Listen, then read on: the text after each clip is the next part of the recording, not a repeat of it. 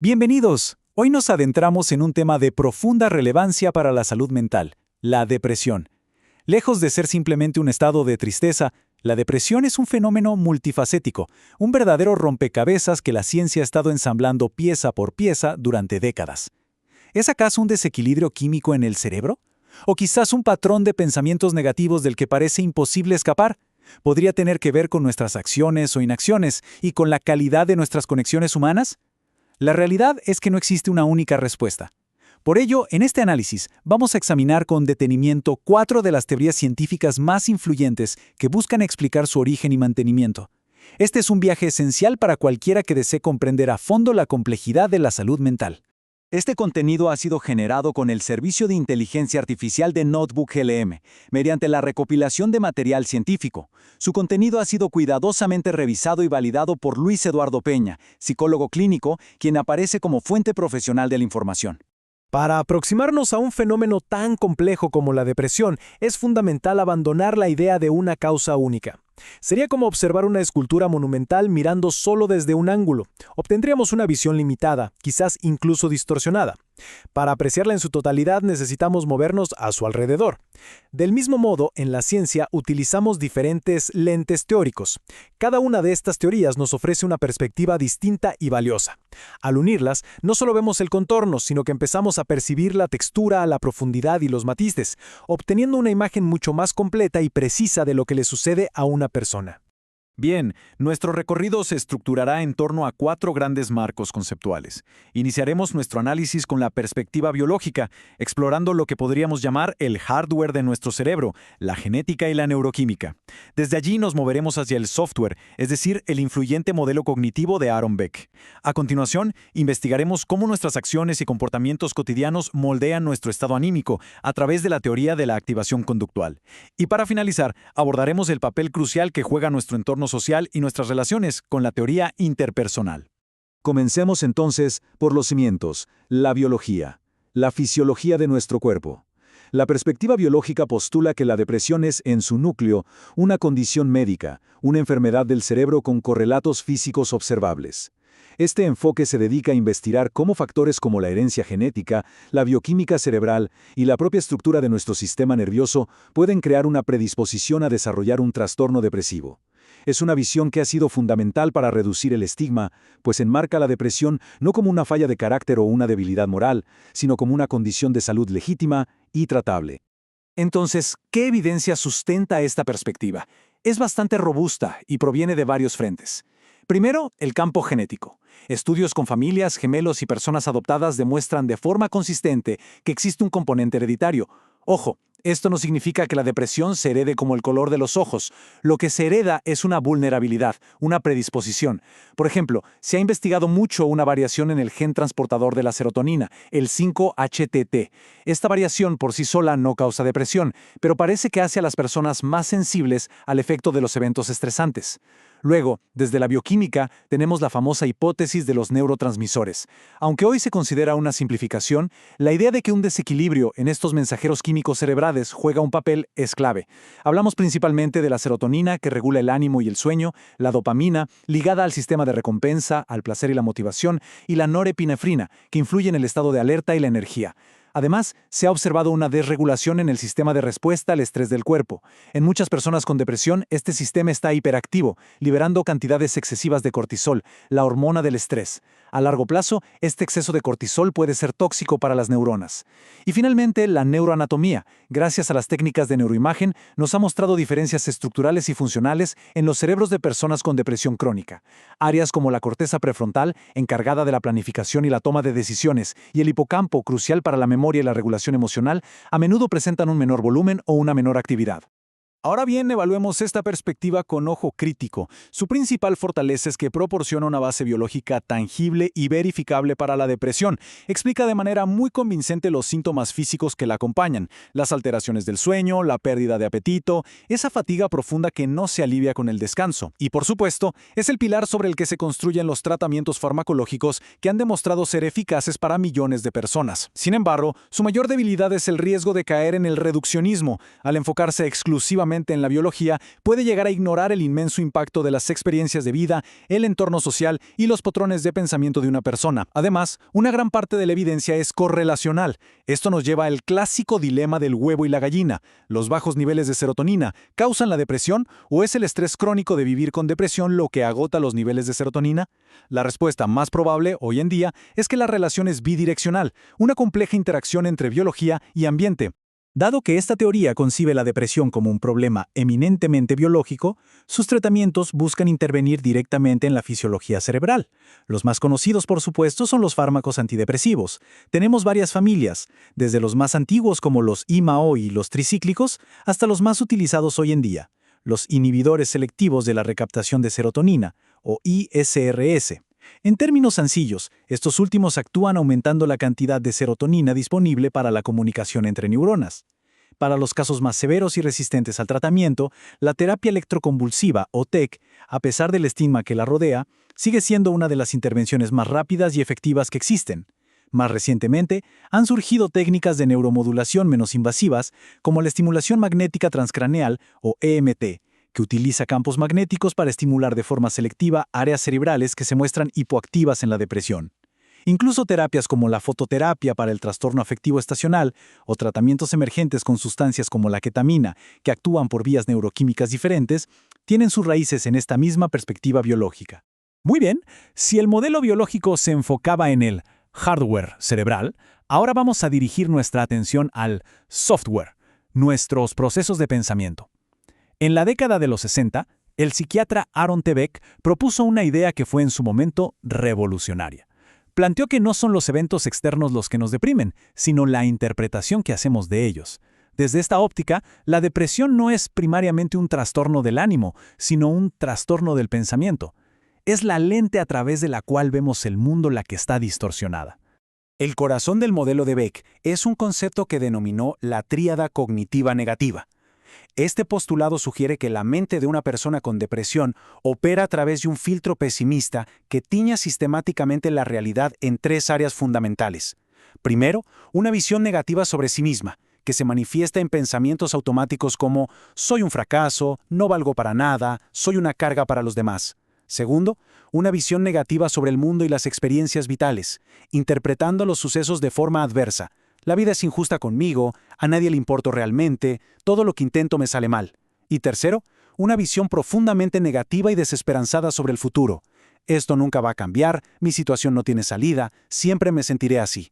La genialidad de Beck fue argumentar que estos pensamientos, que surgen de forma rápida y casi inconsciente, no son simplemente un síntoma de la depresión, sino el motor que la perpetúa y la mantiene activa.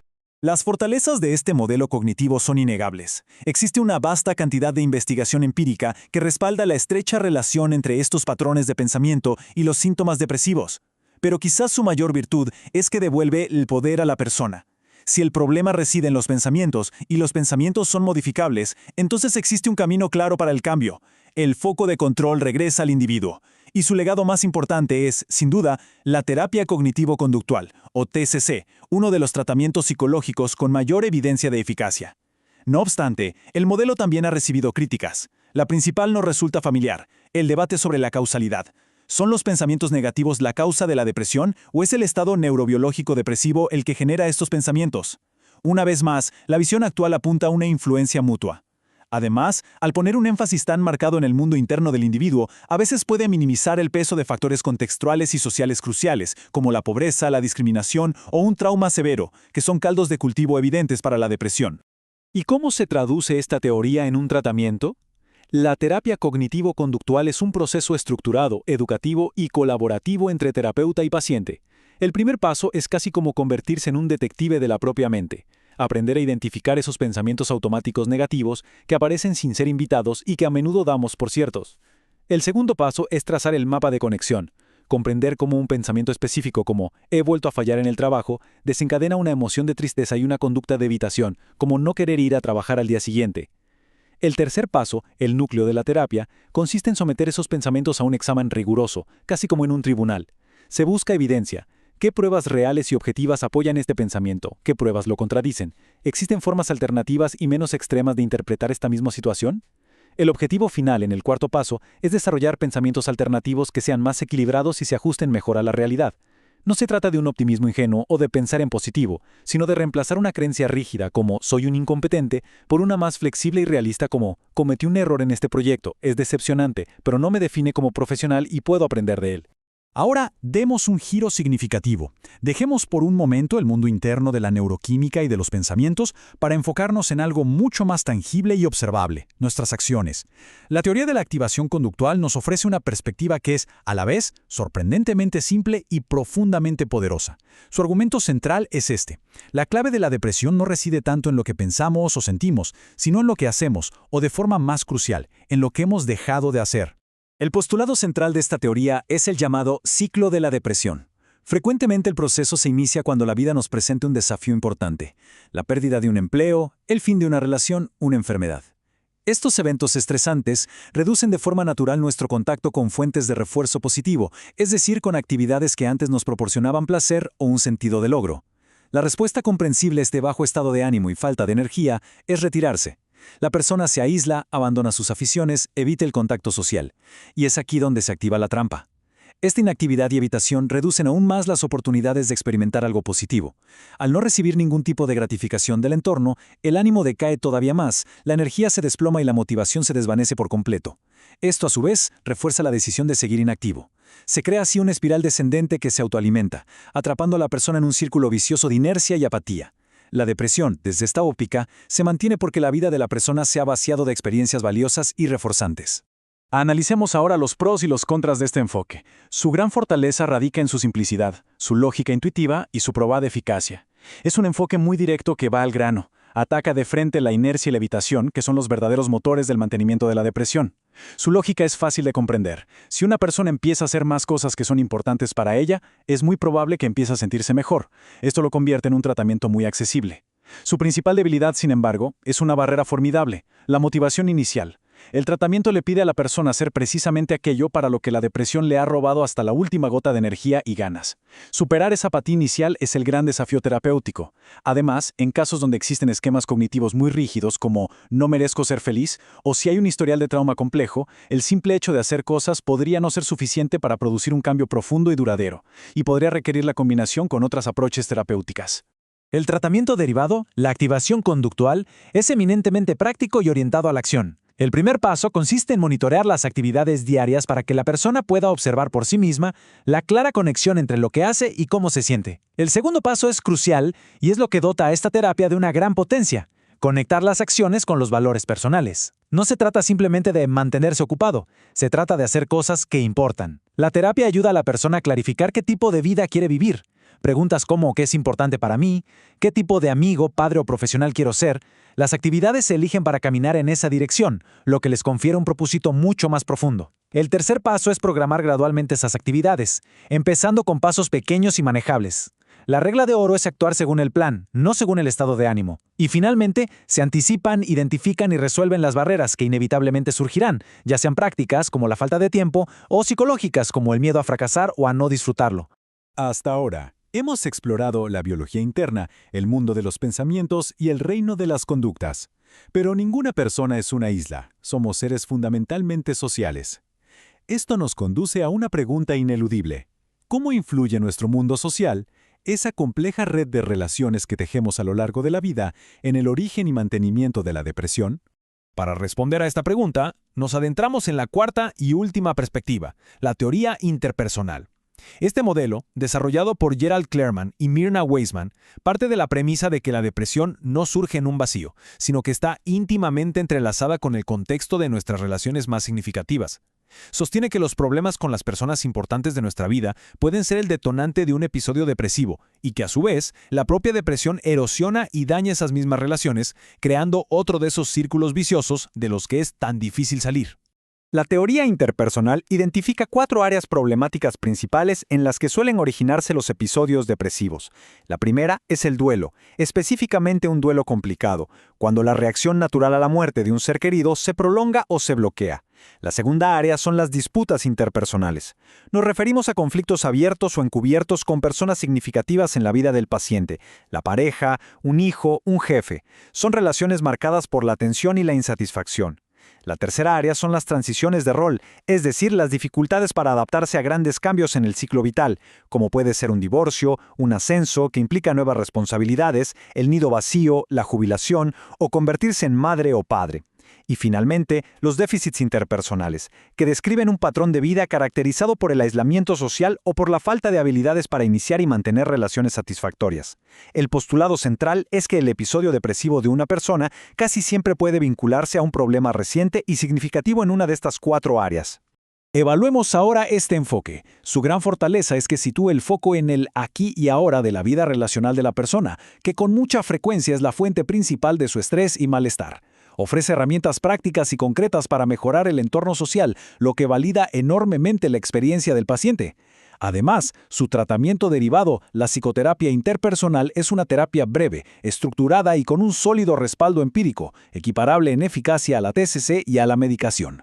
Su principal debilidad, por otro lado, es que está diseñada específicamente para situaciones en las que se puede identificar un problema interpersonal claro y focal. Si el inicio de la depresión de una persona parece tener un origen más endógeno o biológico o está más ligado a patrones de pensamiento muy antiguos sin un desencadenante relacional evidente, este enfoque podría no ser el más directo o adecuado, aunque ciertamente la depresión casi siempre acaba afectando de una u otra forma a nuestras relaciones. El tratamiento que se deriva de esta teoría, la psicoterapia interpersonal o PTI, es eminentemente pragmático.